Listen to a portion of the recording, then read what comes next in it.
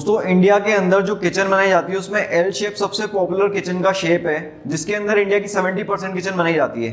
अगर आप भी अपने किचन को एल शेप में प्लान करने वाले हैं तो आज का वीडियो आपके लिए बहुत जरूरी, बहुत इंपॉर्टेंट होने वाला है, क्योंकि इस वीडियो में हम बात करेंगे कि एल शेप मॉड्यूलर किचन बनाने के क्या क्या फायदे हैं, उसकी क्या लिमिटेशंस हैं। साथ ही हम बात करेंगे कि एल शेप की किचन के अंदर वर्क ट्राइंगल यानी कि किचन, सिंक, कुकटॉप और रेफ्रिजरेटर के बीच बनने वाले ट्राइंगल को किस तरह से मैनेज किया जाता है। एल शेप किचन बनाने के लिए साइजेस कौन सी होनी चाहिए किचन की, उसमें कलर स्कीम क्या सेट करनी चाहिए, और साथ ही मैं आपको कुछ ऐसी मिस्टेक्स के बारे में बताऊंगा जो आपको अवॉइड करनी चाहिए एल शेप किचन बनाते टाइम पे। तो दोस्तों अगर आप भी एल शेप किचन बनाने जा रहे हैं तो वीडियो को एंड तक ध्यान से देखिएगा। आइए दोस्तों शुरू करते हैं आज का वीडियो बिना किसी देरी के।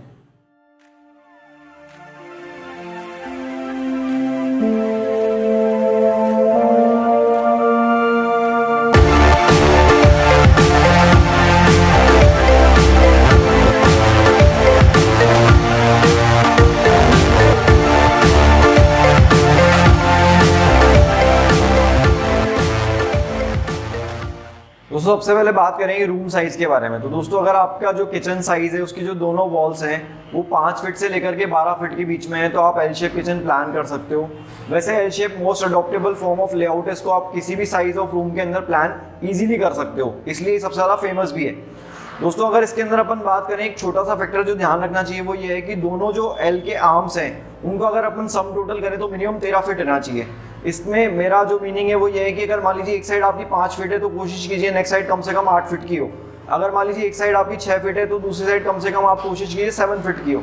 टोटल लेंथ 13 फीट का मिनिमम होना चाहिए, मैक्सिमम की लिमिट नहीं है। अगर आपको किचन की साइज अच्छी है, बड़ी है तो आप ज़्यादा भी रख सकते हो, लेकिन ये एक मिनिमम साइज है ताकि आपका सारा कुछ जो किचन के अंदर रिक्वायरमेंट है वो पूरी हो पाए। सबसे पहले बात करेंगे किचन वर्क ट्राइंगल के बारे में। Work triangle basically refrigerator, sink और कुकटॉप के बीच में बनने वाला ट्राइंगल को वर्क ट्राइंगल बोला जाता है। किचन की फंक्शनलिटी डिसाइड करता है। इसके बारे में डिटेल इन्फॉर्मेशन हमने आई बटन में जो वीडियो नजर आ रहा है उसमें दे रखी है। अगर अभी अपन एल शेप के किचन की बात करें तो वर्क ट्राइंगल को बनाना 3 तरीके से पॉसिबल है। या तो अपन रेफ्रिजरेटर को बिल्कुल डिफरेंट वॉल पे रखें, मतलब जो एल के आर्म से उन पे नहीं रखें, डिफरेंट वॉल पे रखें तो एक वर्क ट्राइंगल क्रिएट होता है। या फिर अपन किसी भी 2 चीज़ों को एक ही वॉल पे रखें, यानी कि सिंक फ्रिज को रख लीजिए या सिंक कुकटॉप को रख लीजिए, या फिर आप फ्रिज और कुकटॉप को रख लीजिए। तो मतलब 3 में से 2 चीज़ों को एक वॉल पे रखें और एक चीज़ को डिफरेंट वॉल पे रखें तो अपना वर्क ट्राइंगल क्रिएट होता है। तो इस तरह से हमें क्रिएट करना चाहिए कि तीनों को एक ही लाइन में नहीं रखना चाहिए, 3 में से 2 एलिमेंट को एक वॉल पे और एक एलिमेंट को डिफरेंट वॉल पे रखना चाहिए ताकि आपको किचन का वर्क ट्राइंगल फंक्शनल बन पाए। तो ये हो गया वर्क ट्राइंगल के बारे में। अब नेक्स्ट देखते हैं। सबसे पहले बात करेंगे कुछ एडवांटेजेस के बारे में जो एल शेप किचन ऑफर करता है। दोस्तों ये सबसे अडेप्टेबल लेआउट है। इसका मतलब ये कि किसी भी साइज ऑफ किचन में आप एल शेप को प्लान कर सकते हो, चाहे आपको किचन की साइज छोटी हो या किचन की साइज बड़ी हो, उसके अंदर आप किचन में एल शेप को प्लान कर सकते हो। इसके अंदर कोई लिमिटेशन नहीं कि आप किसी किचन में एल शेप को प्लान नहीं कर पाएंगे। तो ये एक अच्छा पॉइंट है कि इसको आप कोई भी साइज और कोई भी शेप के किचन में एल शेप के किचन को प्लान कर पाओगे।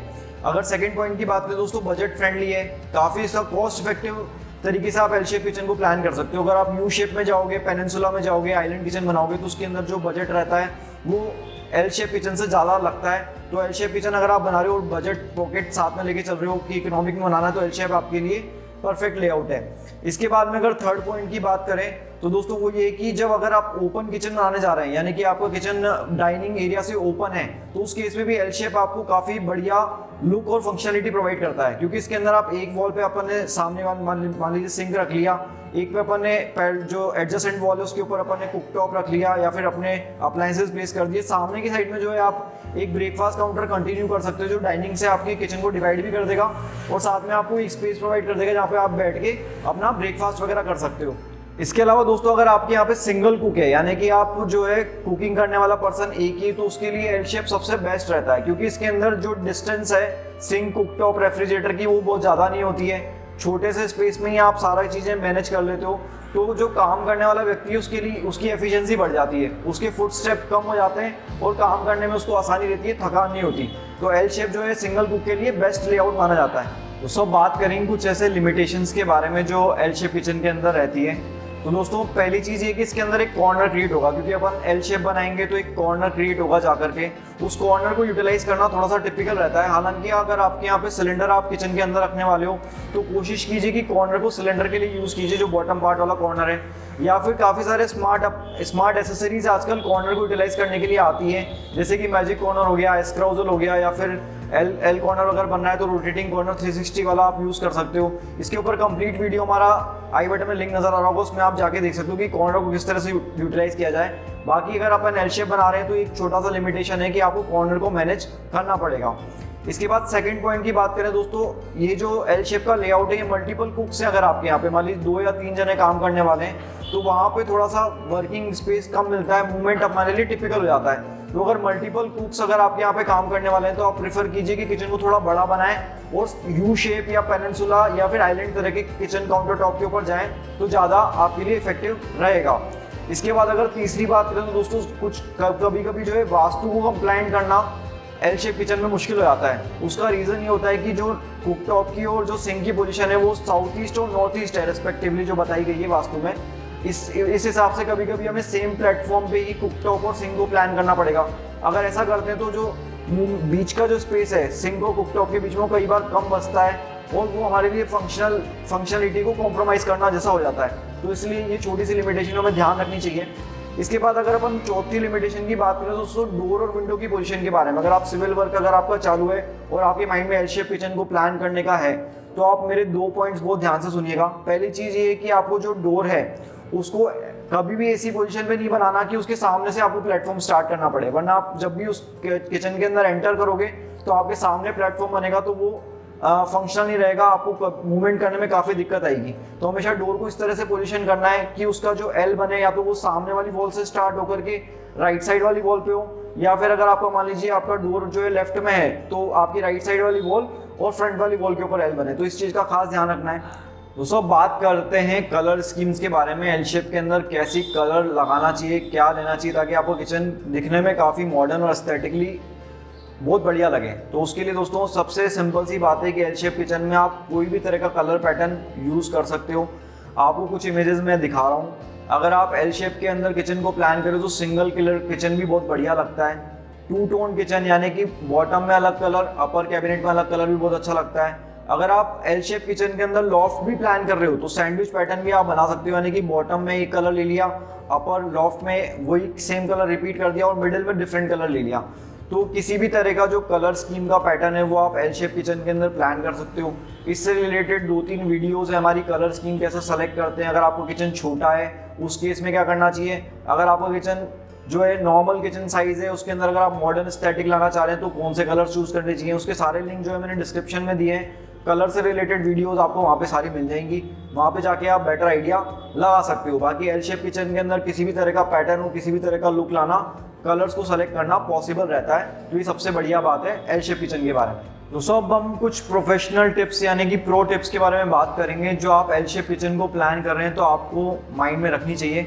सबसे पहली चीज़ है विंडो के बारे में। दोस्तों अगर आपके किचन में विंडो आ रही है और वो जो एल शेप की आर्म से उन्हीं वॉल्स के ऊपर विंडो आ रही है तो ऐसे में आपको ध्यान रखना चाहिए कि आपकी विंडो जो है वो वॉल से कम 16 इंचेस की दूरी पर रहे, ताकि आप जब कैबिनेट को प्लान करें तो जो लास्ट वाला कैबिनेट है वो विंडो के ऊपर ना आए, मतलब विंडो जो है वो आपकी कैबिनेट से ब्लॉक ना हो। तो ये एक प्रोफेशनल टिप है जो आपको ध्यान रखनी चाहिए अपनी विंडो प्लान करते टाइम पे।